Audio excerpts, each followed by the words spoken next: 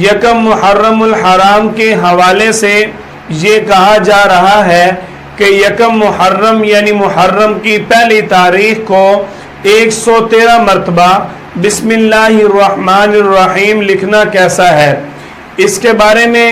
حضرت مولانا مفتی محمد شفیع عثمانی رحمہ اللہ تعالی نے اپنی کتاب جواہر الفقہ جلد نمبر 2 صفحہ 187 پر فرمایا کہ جو شخص محرم الحرام کی